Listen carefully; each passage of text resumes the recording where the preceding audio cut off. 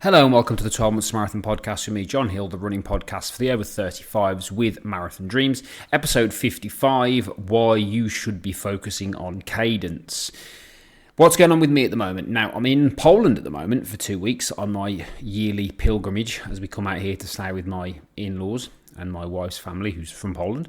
So if the sound's not as clear as it normally is, that's why. So we're keeping it real. But the beat goes on. I'll continue to do these weekly podcasts. What's going on with me in terms of running? Well, as you know from listening to this before, I'm training for the Great North Run in September, which, if you haven't listened to this podcast before, is a very famous half marathon in the UK. I think it's the biggest half marathon in the world. Quite difficult to get into. I was very fortunate to get a charity place through Birmingham's Children's Hospital. I'm also training for High Rocks in October, which is my main focus really in terms of performance. The Great North Run is going to be more of an experience. I am going to do my best, as I always do, but there's no expectations for the Great North in terms of time. But High Rocks is the main focus, so I'll have to keep my running fairly sharp while I'm over here. And also my brother-in-law's got a couple of kettlebells, so I'll do a little bit of training with those. The good thing about where I'm staying here in Poland is it's quite flat. So in terms of speed work, which really is the key focus for me for High Rocks and building up my lactate thresholds and things like that, that's the most important training that I'll have to do. So let's talk about cadence. Now, I'll start off with a quote actually, which is, if you can't explain something in simple terms, you don't understand it well enough. And I won't go off on a tangent here, but those people that listen to my stuff and reach out to me, and I appreciate that, tend to tell me that I'm quite realistic and I'm quite simple. And that's because I've always ran based on performance in respect of how I feel. So interestingly, a few months ago, someone I was coaching asked me about cadence, and I'd never heard it called that, and I'll explain how I came across this. I read a book a few years ago called Eat and Run by Scott Jurek, who is a really famous ultramarathon runner, has done some of the really tough ultramarathons like Badwater, like the Great Western Union States, run up and down like massive inclines and things like that. So he's one of the most famous ultra runners in the world. Scott Jurek is also very funny on Instagram and stuff like that. He's got a very good sense of humour in respect of some of the silly things that runners say and things like that, which I appreciate. And his book Eat and Run talks about how he changed to being a vegan and how that improved his performance. Now, that's fine. I mean, it's, you can think about whatever that you think about. But the crux of the book was about improving performance, really, and how you can improve performance. And one of the things he talked about, which was fascinating, he said that if you want to run faster, you should have shorter strides and you should keep your arms at your side of your body. I've oversimplified that, but that's basically what he said. He said you should use shorter strides and you should keep your arms at the side of the body. So I thought, well, okay, let me try that. And ever since I've tried that, my running performance has become incrementally better, or I've become incrementally faster since I discovered that thing, correlated to all the other stuff as well, because that wasn't the only factor, of course, here. So I soon realised that what he was referring to is cadence. Basically, it's actually cadence, which is really how many steps per minute you take. That is cadence in a simple terms. Now, you might have heard different numbers about what's good cadence, what's bad cadence, and all that sort of business. So we're going to go through what I understand to be good cadence and how you can track it, okay, and how to understand it a bit better. So, I mean, it's one of these things that you can actually do manually. Like, you can literally count how many times your foot hits the floor in 30 seconds if you want to. But why is it important? And this is the technical stuff. So stride length, impact, and overall running efficiency. So those are the three things we want to focus on. Yeah. So if you've got a higher cadence, so if you're running at a higher cadence, you've got a shorter ground contact time, which is good. Something called less vertical oscillation, which is basically less bouncing, and better running economy. Okay.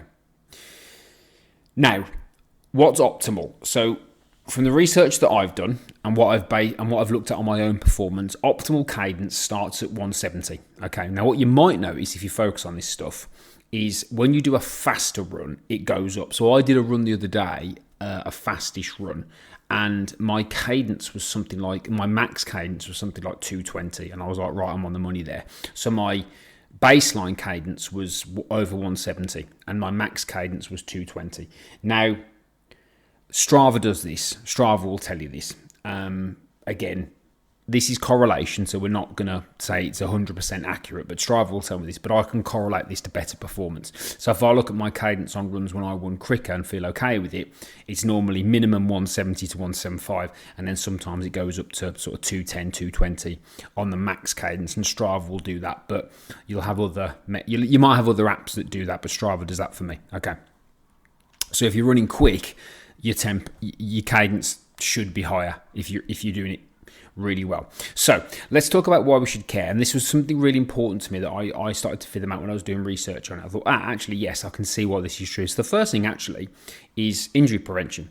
Because if you're doing shorter strides and your feet are landing more underneath your body than out in front, this reduces the impact on your knees, hips and shins. Okay.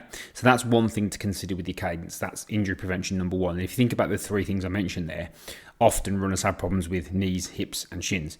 Now there's obviously more factors that go into that, but this could play a part as well. Okay, so if you reduce overstriding, you conserve energy, so you become a more efficient runner. Yeah, so every step becomes more rhythmic and smooth and less taxing on the body. Okay, if you want to get faster, and you're usually what happens is your cadence should naturally increase, but if it's too low, the example I've read about is it's like trying to sprint in slow motion. It doesn't work. Okay, so if you can increase your cadence, it can help you to run faster for longer. Does that make sense? Because like I've said before, there is a difference between running fast, running far, and running fast far. Okay, and that's why, because if you look at most people, they have got varying levels of ability across different distances. Like for me, my 5K predicted, I haven't got near my 5K predicted time yet, but I overperform at marathon distance. Okay, which is interesting, isn't it? So when I look at all the predictions on my Garmin, all the predictions on Strava, they always predict my marathon time to be about 5 or 6 minutes, even up to 10 minutes slower than it actually is, yet they'll overestimate my 5 and my 10K, so that's interesting. So yeah, that's a quick tangent there, but yeah, it can help you run faster, more comfortably, and keep it for longer. And also, a good cadence can make your easy runs feel smoother and help your body bounce back quicker, so that's important. Okay, so that's what it does. Okay, so how do we improve it? Well, firstly, you need to find out what it is. Okay, so a couple of ways to do this. Your running watch might be able to do this. If my Garmin does it, I don't know. It probably does it in there somewhere. So I've got the 4 and a 265. So it might do it in there. It's not an obvious stat on my Garmin, but Strava tells me. Okay, so Strava or a running watch will do your cadence for you. You can use a metronome app or music with beats per minute. Okay, you can actually use beats per minute on music if you're onto music, or you can manually count your steps over, say, 30 seconds and then multiply that by 2. Okay, so those are your ways of doing it. But I think that most running accessories, whether that be an app, whether that be a watch or Strava, whatever, will give you an indication of what your cadence is, which will kind of correlate to the actual performance itself. So how do you actually increase it? So first thing first, like anything with running really, start small. So try and do small improvements as it is. What you don't want to be doing is making a massive change. So I don't, of course, because I focus on how I feel when I run, I don't remember doing anything dramatic here. I just thought, well, okay, when I'm running faster, let me try and focus on shorter strides. And then I started measuring it, and it actually works. Apparently there are apps that can do this. There's one I've heard of called, which I've not used, called Run Cadence, or songs with 170 to 180 beats per minute can help your brain and your feet sync up naturally. Okay, I've not tried either of those things, so feel free to have a go at it. I don't run with music anymore. That's a different story for a different day.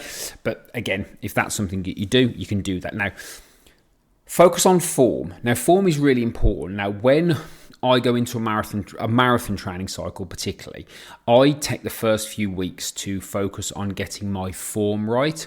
And what I mean by that is that what I want to try and do with that is I want to feel comfortable. And I don't do that on stats. I don't do that on music. I don't do that on apps. I do that on me. So how do I feel? Do I feel like I could run 26.2 miles at X pace? Do you know what I mean? That's how we do it. So here's some tips on form for cadence purposes. Try and keep your strides light and quick. Imagine running quietly. Yeah, less pounding, more gliding.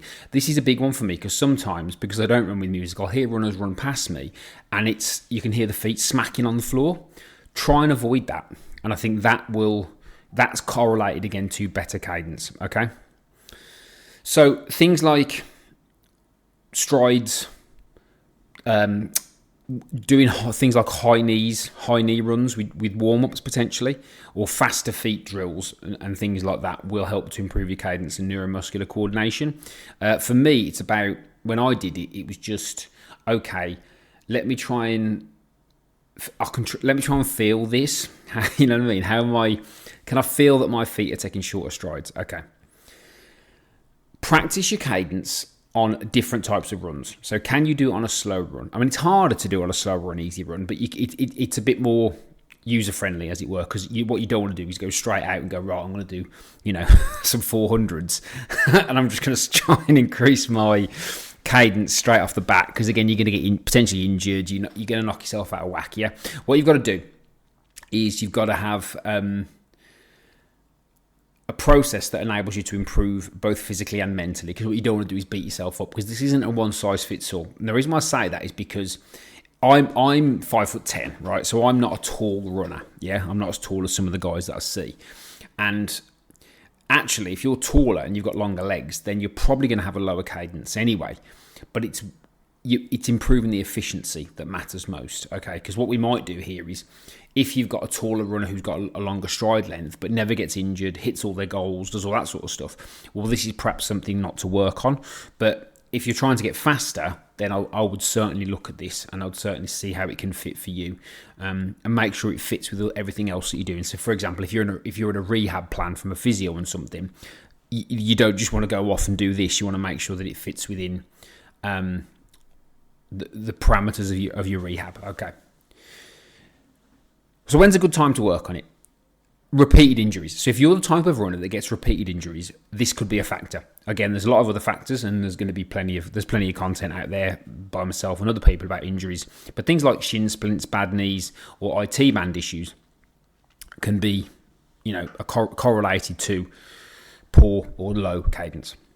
If you feel sluggish, or you notice that you're pounding the pavement, or you're getting that foot slap on the floor, that's something that I've focused on, because I can hear it. Do you know what I mean? So if you sound and feel like you're running lighter, that's the approach to do. If you are working on improving your race pace or your overall running efficiency, then of course it's perhaps time to look at your cadence and maybe adjust your cadence and make sure that it's working for you in that sense. Okay. And then if you just want to make running smoother, then that's another way of looking at your cadence and trying to improve it. Okay, so that's basically it, really. Not complicated. Again, I want this to be a sole focus, I guess. Now, like I said, I think for me, the biggest lesson for me I want you to take away from this is the fact of how I discovered it. And how I discovered it was by reading a book from a guy that knows what he's on about, telling me that I perhaps should shorten my stride if I want to get quicker, so I did. But again, there's not, pun intended, it's not a hard and fast, because what we don't want to do is we want to give people tips, and I want to give people things they can go and apply and learn themselves. Again, going back to my quote at the start of this podcast, people get too caught up with stuff, they get too caught up with rules, they get too caught up with trying to impress people or worrying if they're going to upset somebody by doing something in a different way. Don't worry about any of that. Your running is yours. And if you're doing your thing and you're improving and you're making progress based on you, that's all we need to focus on. So if it ain't broke, don't fix it, basically.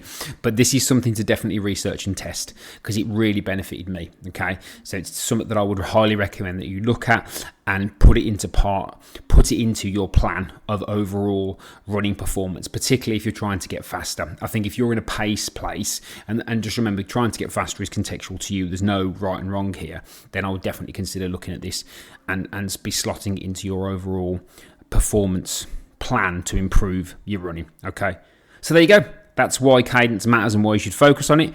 So that was, again, the 12 Months to Marathon podcast. I do appreciate you listening. Any questions or any support you want from me, please feel free to hop over from Instagram. Follow me at 12 Months to Marathon. With the podcast, it really makes a difference if you follow, subscribe, and also give it a quick review. So if you're, wherever you get your podcast from, Apple, Spotify being the main two, please drop me a review on there. It really helps me, and it really helps me to share this content with people that may need it. I've recently launched my running community for the over 35s, totally free. Some people are getting a bit nervous. I'm like, no, it is 100% free, and it's on School. So you can either go to School, SKOOL, and search over 35s running community, or you can go to the link in my bio, click there. The first one is to join that community. I'd really love to have you over there. It's a chance to connect away from social media and share wins and progress and things like that. So yeah, don't forget, best thing to do, always follow me on Instagram at 12 Months to Marathon. That's the best place to go because you'll get all your free daily content. Thank you for listening. I do appreciate it, and I'll see you all very soon indeed.